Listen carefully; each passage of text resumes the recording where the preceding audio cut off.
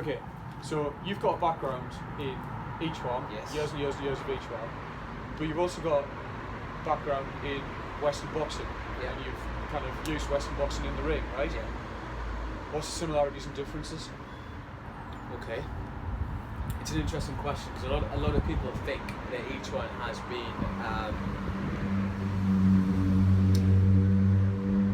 exposed to boxing and has a boxing element into it. Okay. I don't necessarily think that's the case, but I do think that they do share similar attributes in Okay. some ways.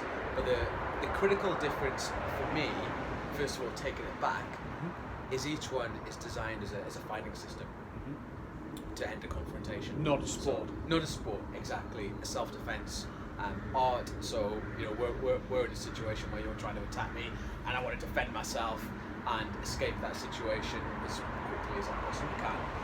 Boxing is a sport for at least the last 100 years since Marcus and Queen's Queers introduced rules into it. So we're operating on parameters in a ring with a referee. Right. We'll predominantly stop things as soon as we get into a getting a clinch clinch or anything like situation, that. yeah. It's not always won by a knockout. Okay. So we have very good boxers in the ilk of Mayweather, who winning everything by points Defensive by having an extremely strong defense, and then going a whole 12 rounds or whatever it is to win on points and then win the fight. So it's not so winning the fight can be done on defense a lot of the times. I've seen some boxing rounds where there's hardly any punches thrown by one boxer, but he's incredibly defensive and incredibly skillful, which is different from what we're trying to achieve by each one, but we're also trying not to get hit. So taking it back a little bit, the things that they have in common, and we talked about this before, is each one, the core of it is the jam jump, which becomes the guard. Yeah.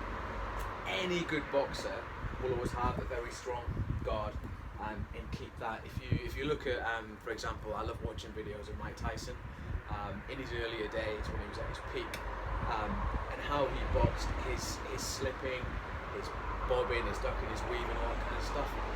The key thing to notice about that is he never ever moved his guard, so he was always in this position, down here, here. The guard was there. In each one, it's the same. This is our basic defense. So it's kind of like, it's also your secondary defense. So if I want to be in boxing, if I want to be out of the way, if you jab, and I want to be there, my guard is still there, just in case I don't get out of the way of it. Okay.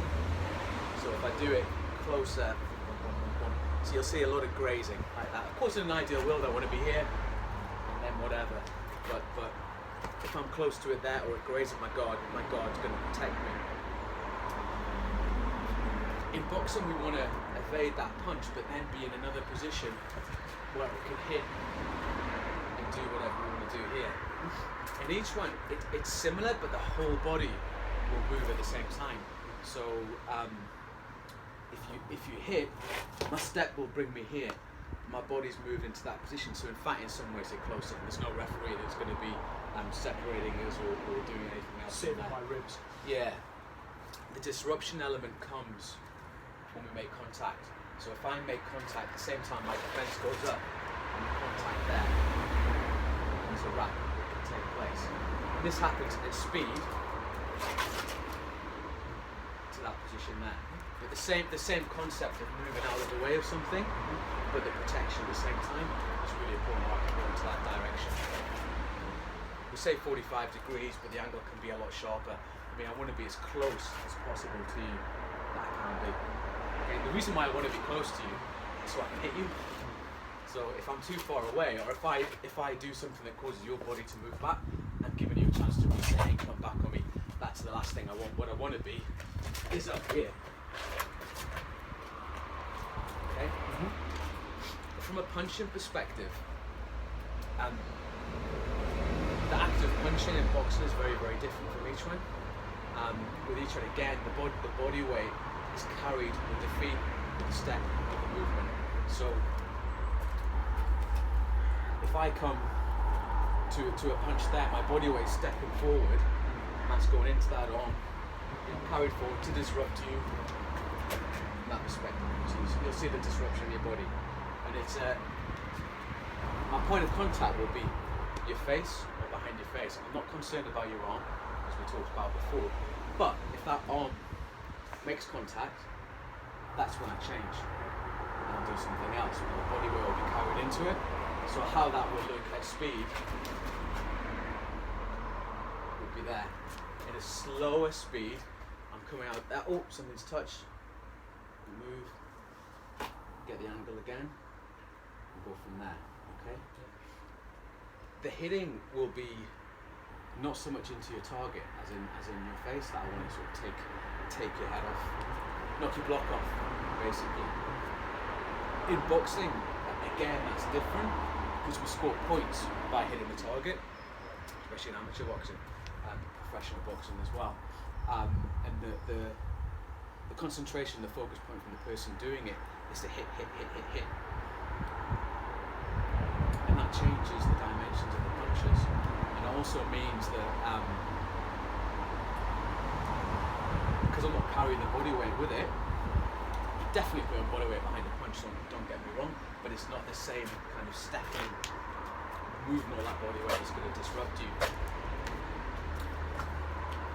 From my boxing perspective, I'm quite happy to, well not happy, but I'm quite comfortable to basically hit you with an empty hand. Mm-hmm. If we start talking about boxing, yeah, with a big pad.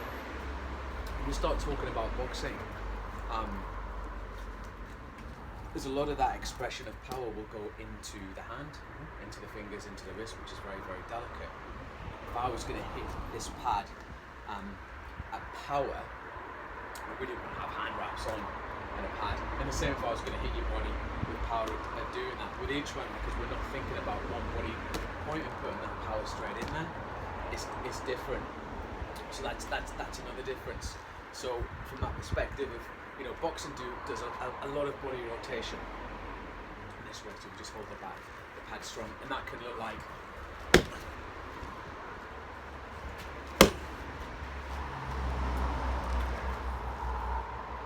we can go up and then go through the hook, so bring it a little bit higher as well.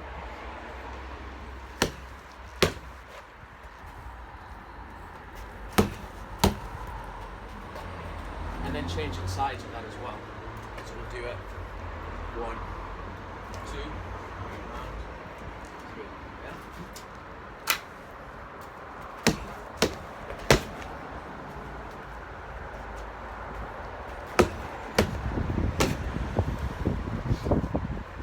What you'll see with that is an adjustment of my standing and my stepping. So, getting the distance for that point there, spin around, and then a little step back, and that's giving me space to reset and then do whatever I want to do. And each one, this gap we want to close as quickly as possible and be in a position to keep hitting repeatedly, but I'm not going to give you a chance. So if we get into a situation where this jam is guarding me here, so I can come here, whatever, and then June, whatever you want to do. What I'm not going to then do is step back, get more space. Exactly. You're going to come straight back on me. So I want to be in a position where I'm here